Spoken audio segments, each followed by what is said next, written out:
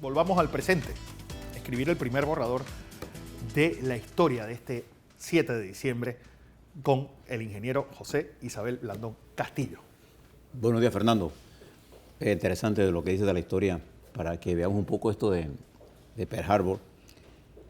En los Estados Unidos hay una expresión que dice Remember Pearl Harbor. Remember Pearl Siempre Harbor. para decir en la confianza está el peligro. Y unos 2 días antes del ataque a Pearl Harbor, el embajador japonés en los Estados Unidos visita al presidente y le promete que Japón está en la paz cuando estaba ya al borde del ataque. Bueno, esa es la historia pasada. Vamos a la historia presente. Mañana es el Día de las Madres. Así es. Permítame usar las palabras de la capitana. Capitán. Bueno, La capitana. capitana. La capitán. Bueno, le voy a preguntar al profesor Rafael Candanedo para que me ilustre qué se dice el femenino la capitana o se dice la capitán. Prefiero decirle la capitana Jennifer López, que es unas hermosas palabras. Y ella expresaba la ternura de una madre cuando dijo que su hija le dio una nueva razón para vivir. Y quiero extenderle a todas las madres panameñas mis felicitaciones a nombre de Fernando y mío y de todo el personal, a todas las muchachas que aquí son madres y a todas las... Recuerde, usted que tiene su madre, cuídela y quiérala. Los que no las tenemos, sabemos que duro. cuando se muere la madre uno, una parte de la vida uno se entierra. De manera que un abrazo para todas las madres panameñas. Y aprovecho también esto de las madres, Fernando, porque ayer me encontré con una niña de 8 años, Jennifer, que no la conozco ni a su madre, y me dice, con la frescura de un niño, oye, Blandón, ¿por qué no vuelves a leer la carta que te mandó la niña? Porque yo lloré. Y entonces, a mí se me olvidó el nombre.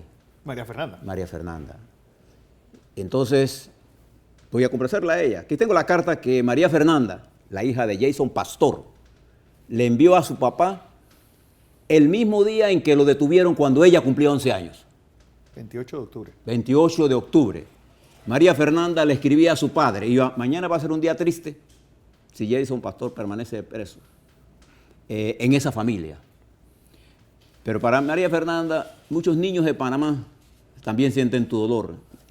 Y fíjate lo que le dijo Jennifer a María Fernanda, a su padre, ese de triste día. Papi, te extrañamos mucho.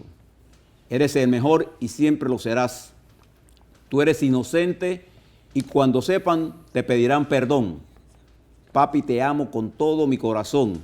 Muy, muy pronto saldrás de ese lugar, porque yo sé que tú eres una buena persona y nunca le harías daño a nadie y menos a tu país. Te amamos con todo mi ser. La chichi. Esta hermosa carta de ternura que le manda a su hija Jason Pastor me da para una reflexión. He tenido la oportunidad de ir leyendo ya el expediente, ya el final que se mandó al juez por parte de la señora fiscal Sterling. Y no hay ningún argumento serio, jurídico, que determine que allí hubo un peculado. Porque no lo hay. Y si eso es así, tampoco existe María Fernanda. A la familia también de Francolini, no existe argumento para que ellos los dos estén presos. Estén detenidos. Y fíjense qué tristeza. Mañana es el Día de la Madre. Ellos están detenidos ilegalmente en un abuso de autoridad y nadie hace nada. Yo no veo a las comisiones de derechos humanos de Panamá expresándose a favor de la justicia. Nosotros no estamos aquí en contra de la justicia. Nosotros queremos que se haga justicia y la justicia reclama la libertad de estos dos panameños. Porque el daño emocional, ayer vi a la niña llorando, la hija de Francolini también, una tristeza profunda sienten los niños y no puede haber felicidad. Y tampoco creo que la fiscal puede sentir, la justicia al final del día debe servir para reparar a la sociedad, no para hacerle daño a la sociedad. Y por eso es que la justicia tiene que ser imparcial. Si la justicia pierde su capacidad de imparcialidad, se convierte en un instrumento macabro, profundamente inhumano de persecución. espero que los jueces que tienen que hacer el audito de lo que hace la Fiscalía corrijan lo que está ocurriendo. Y lo hagan rápidamente, porque la justicia tardía tampoco es justicia. De manera que aprovecho esta oportunidad para desearle a estas dos madres en particular, la esposa de Ricardo Francolini y de Jason Pastor. Y a sus madres. Y a sus madres. Vi a la señora, a la mamá de Jason, una señora muy trabajadora, el papá trabajadores, sufriendo mucho por esto. Y los padres de Francolini igual. De manera que pido una rectificación de esto. Pero otra cosa está ocurriendo en el mundo antes de llegar a los temas centrales. Esta mañana hubo, a hora de Indonesia, un terremoto en Yakarta. Perdón, en Java, creo que fue Java, una provincia de Java. Hay más de 96 muertos y se supone que decenas de personas están atrapadas en los escombros por los derrumbes que produjo. No hubo tsunami como en el año 2004, que fue una Navidad precisamente. Una Navidad precisamente. Otro serio problema. Un elemento importante que está ocurriendo en los Estados Unidos. El presidente Trump, electo, acaba de decir que pide que se suspenda el contrato a la Boeing por la construcción del Air Force No. 1. ¿Sabe por qué? Dice Trump que eso está demasiado caro. Y eso ha generado una ola de apoyo a Trump. Y se ha montado una campaña por el poder económico en los Estados Unidos contra Trump. Ya comienza, vamos a ver qué pasa con el señor Trump, pero se está haciendo cada vez más interesante y llena de expectativas la llegada del señor Trump a la presidencia de los Estados Unidos, cuando ya comienza a tomar medidas, a hacer cosas que están haciendo que el pueblo norteamericano le vuelva la fe en el presidente. Y comienzan los establishment a temblar, Fernando. Otra cosa importante es el revuelo, que es lo que hablábamos con Iván hoy, en Colombia, con este caso de la violación hecha por este arquitecto Rafael Uribe, que tiene a la sociedad pues colombiana conmocionada. Y hoy se hace la votación, ya debe estar en este momento la votación para el presupuesto en Italia. Una vez terminada, Matteo Renzi sale del gobierno y se crea otra nueva crisis en Italia, en el mercado, y como si fuera poco, en Francia, la votación se concentra entre la derecha y la ultraderecha, dándole una gran oportunidad a la señora Marine Le Pen de ser la Trump de Francia. Bueno, el mundo, mientras nosotros estamos aquí mariposeando, por decirlo de una forma, literalmente, el mundo está cambiando y nos va a arrastrar a ese cambio. Fernando, a mí me gustaría, como un tema central, y en honor a los miles de hombres y mujeres que trabajan en el campo, hablar un poco sobre el sector agropecuario. Estaba leyendo esta mañana un tuit que pone el MIDA. El MIDA tiene un tuit que dice, le deseamos un feliz día productivo a los hombres y mujeres del campo. Entonces yo le quiero decir al ministro del MIDA, al director de Lima, al de BDA, porque creo que el BDA está haciendo un buen trabajo. Un buen trabajo. Ricardo Solís es Sí, está haciendo un tremendo trabajo Ricardo Solís. Pero el Lima, señor ministro, el Lima fue creado con el propósito legal de comprar la producción nacional. Punto. ¿Qué hace el Lima importando productos que los trae en medio de la cosecha para hacerle daño al sector agropecuario? Ese solo hecho constituye una negación a cualquier política o intención o decir que nosotros sí creemos en la producción agropecuaria. ¿Qué hace el Lima importando arroz? ¿Para las ferias? Cuando el Lima lo que debe hacer es comprar la producción nacional. Al completo. Listo, y se acabó.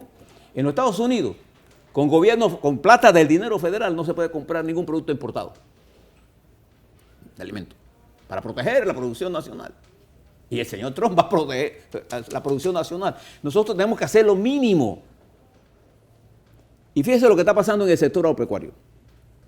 En la ausencia general de políticas claras para el sector. Por ejemplo, no tenemos una política arrocera. Para darle un ejemplo. ¿Cuál es nuestra meta con respecto al arroz en largo plazo? ¿Cuál va a ser el precio que vamos a fijar en el largo plazo? No hay. ¿Por qué? Porque eso permite que el sector bancario, que tiene liquidez, pueda invertir en el sector agrícola y decir, bueno, vamos a financiarte a Fernando que quiere sembrar 100 hectáreas de arroz porque sabemos que el precio es estable y que Lima va a comprar esa producción. Pero ahora usted va a un banco y con esta situación de que se importa arroz y cuando usted la está levantando, usted se queda con el arroz y no tiene cómo pagar, entonces lo que hacen los bancos es pedir garantías. ¿Cuál es la garantía que ponen los trabajadores, los hombres y mujeres del campo? El terreno, la casa, el carro, todo, y cuando pierden todo. Entonces no tenemos inversiones. Tenemos capital de trabajo, no tenemos inversiones fijas, no tenemos el arroz en secano. Ya debe pasar de moda para dar paso al arroz bajo inundación, con riesgo. Fíjese, el Instituto de Investigaciones Agropecuarias, el IDIAP, tiene un presupuesto que da lástima. Todo el esfuerzo que hicimos para mejorar el Instituto Nacional de Agricultura, eso avanza sin ninguna prisa. Entonces los estudiantes están ahí aprendiendo lo que no deben hacer. Todo lo que se está haciendo allí. Vaya al Instituto Nacional de Agricultura para que usted vea. Ahí se hace toda la técnica que usted no debe aplicar. Entonces, ¿qué clase de bachiller estamos preparando? Hay 30 y tantas escuelas agrícolas en el país y no hay una decisión de cómo manejar todo esto. Pero en materia de otros cultivos, otros rubros, en el caso del puerco, porque aquí hay dos sectores importantes en el sector agropecuario que tienen una alta tecnología. El sector avícola, que hoy es la vanguardia del sector agropecuario y está en el primer lugar en la generación del Producto Interno Bruto, que apenas representa el 3%, cuando antes representaba el 17%.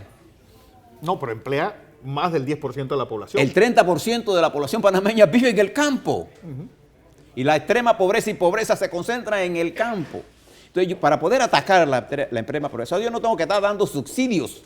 Lo tengo que desarrollar el campo, hacer a las familias del campo, campesinas e indígenas, productivas, que generen los suficientes ingresos para mantenerse de sí misma y no estar en ese clientelismo de que haga una fila para darle un cheque. Mira qué clase de humillación, porque hasta en eso somos perversos, ¿no?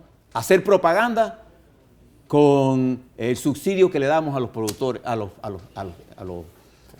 la gente que no tiene seguro, pero además de eso, humillándolos. Entonces, el sector avícola y el sector porcino en este país, por su propia iniciativa, han desarrollado una alta tecnología. Hoy el sector porcino se encuentra gravemente amenazado, porque en el año 17 vencen todos los plazos de los tratados de libre comercio. Y aquí se está produciendo un hecho importante que yo quiero señalar, Fernando. Y quiero felicitar a la Asamblea Nacional de Diputados, a través de su presidente de León y a través del presidente de la Comisión Agropecuaria, Pineda. El señor Pineda, que aquí un día le hice una crítica y lo vi pidiendo disculpas por el hecho que hizo allí, y me pareció bien, y tomo sus disculpas como válidas. Pero entre ambos y la Comisión Agropecuaria han comenzado a hacer cosas importantes. Y quiero estimular a la Asamblea a que revisemos los tratados de libre comercio. Porque si el señor Trump y Inglaterra, que fueron los impulsores de eso, quieren revisar eso, nosotros tenemos que revisar eso. Para ver cuáles son las políticas que de ahí vamos a emanar para desarrollar el sector agropecuario. Y ojalá la Asamblea asuma el papel de liderazgo que no tiene el MIDA. Porque este es un sector que agoniza y que todos los años está en la misma. Cuando no es el arroz, es la cebolla, los productores no le pagan, le pagan tarde, no salen los cheques. Entonces, estamos importando, es la mentalidad importadora que está en el poder enquistado de este y de todos los gobiernos, porque hemos venido asfixiando el sector agropecuario. Y fíjense lo que le voy a decir. Viene un incremento de la tasa de intereses y un incremento del petróleo. Como consecuencia, va a haber un incremento de la comida importada. Y vamos a pagar inflación importada y subsidios que dan otros países grandes importadas mientras estamos liquidando a nuestros productores. Entonces ya llegó el momento de tratar con respeto a los hombres y mujeres del campo.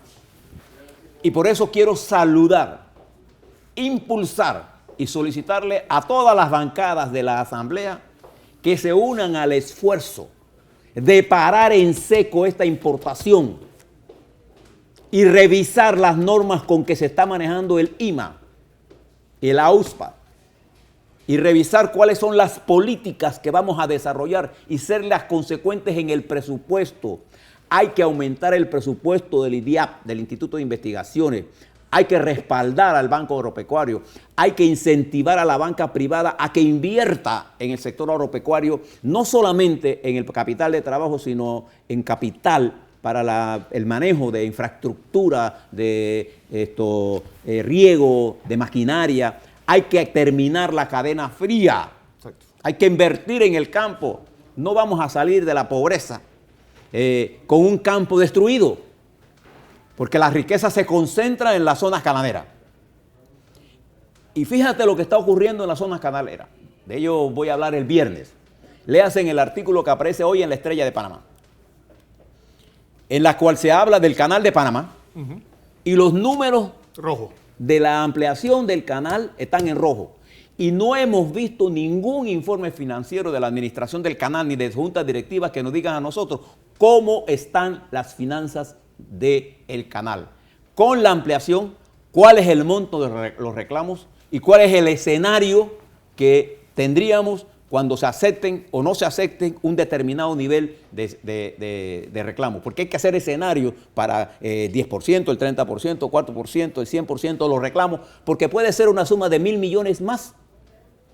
Puede ser. Yo no digo cuál va a ser. Pero Panamá necesita conocer esto. ¿Usted sabe por qué? Porque el canal de Panamá, para poder desarrollarse y poder impulsar políticas que permitan el desarrollo de la educación, por ejemplo, en el sector agropecuario, requiere que todas sus inversiones sean objeto de un debate político nacional. Y dejemos de tratar eso como una colonia. Como una colonia. Entonces, si nosotros logramos que la Asamblea Nacional, y me gusta mucho las iniciativas que ya ha tomado la Asamblea, porque aquí nosotros no hablamos de las cosas buenas que la Asamblea ya ha tomado algunas iniciativas importantes en el sector agropecuario que quiero señalar, quiero impulsar, necesitamos impulsar. Usted va a Chiriquí, Veraguas, Bocas del Toro, Coclé, Herrera, Los Santos, Panamá Occidente, Colón, y la gente siente la desesperación de la ausencia de políticas. La gente no le está pidiendo al gobierno dádiva, no le está pidiendo empleo, lo que está pidiendo es política, trabajar, hagan algo por nosotros en términos de buscar inversiones, de buscar préstamos, de suavizar las formas de cómo manejar el financiamiento, de tener la tecnología, de tener la asistencia técnica, de bajar los costos de la importación de insumos, de buscar mecanismos para que el abono sea más barato, de que la tecnología llegue al productor de secano, al campesino, que llegue la producción de alimentos, de vegetales, de nuevas variedades, de mayor educación, de definir el rumbo de las escuelas agrícolas en el país, de ver cómo mejoramos el Instituto Nacional de Agricultura para convertirlo en una gran experimental que nos permita a nosotros poder nuevos modelos de tecnología, nuevos nichos. Hay nuevas expresiones de desarrollo de campos que se pueden desarrollar en el país, como las flores, los cultivos de invernadero, cultivos hidropónicos. Hay 1000 cosas que se pueden hacer y que hay financiamiento en Panamá, pero cuando no hay políticas, es por el gusto. ¿Quién te va a dar un préstamo? Entonces, quiero señalar esto porque el tema alimentos va a ser el tema de los próximos 3 años. Y si usted ve hoy el tranque como un problema y la seguridad como un problema, le aseguro que en los próximos meses la seguridad alimentaria será uno de los temas centrales que nosotros vamos a ver. De manera que quiero invitar al ministro de Desarrollo Agropecuario que venga a los medios y nos explique por qué el Instituto de Mercadeo Agropecuario y quiénes son los que están importando. ¿Y quiénes son? ¿Y quiénes son? Necesitamos saber, necesitamos cambiar la política de Lima. Fíjese, en el sector agropecuario, por ejemplo, el BDA está haciendo una gran labor, pero hay que fortalecer la labor de ellos. Creo que el ministro debe entender, y creo que hay un director en el Lima cuya experiencia en el sector agropecuario es marginal, para decirlo menos. existiendo en el sector agropecuario excelentes profesionales que conocen del mercadeo agropecuario. Tenemos que mejorar la infraestructura del campo. Tenemos que hacer riego de Tonosí para poder proteger a Tonosí de las inundaciones y para poder darle mayor productividad a ese sector. Tenemos que hacer más riego. Tenemos que hacer más tecnología. Tenemos que pagarle mejor a los ingenieros agrónomos que ganan una bicoca. Dotar a los profesionales del campo de herramientas. Váyase usted a las regiones del MIDA, donde usted coja. Buenavista, Chitré, Santiago, vaya donde usted quiera. Se respira miseria, se respira pobreza. Incluso hay hasta pobreza de ánimo. Solemnidad. Porque se habla de tantas cosas y se hacen tan pocas cosas para una población que requiere, señor presidente, de verdad darle prioridad.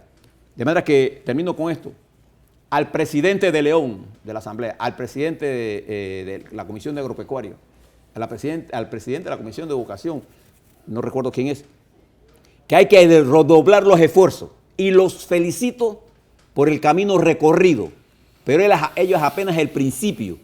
Pero he notado una gran esperanza en el sector agropecuario con estas nuevas iniciativas que está tomando la Asamblea Nacional. E invito a todas las bancadas parlamentarias a sumarse a un esfuerzo para salvar al sector agropecuario. Igual que invito a la sociedad panameña a hacer un esfuerzo para salvar la estrella de Panamá y el siglo. Le contaba aquí a Fernando, y él coincide conmigo, la destrucción de la estrella de Panamá constituye la destrucción de nuestra historia.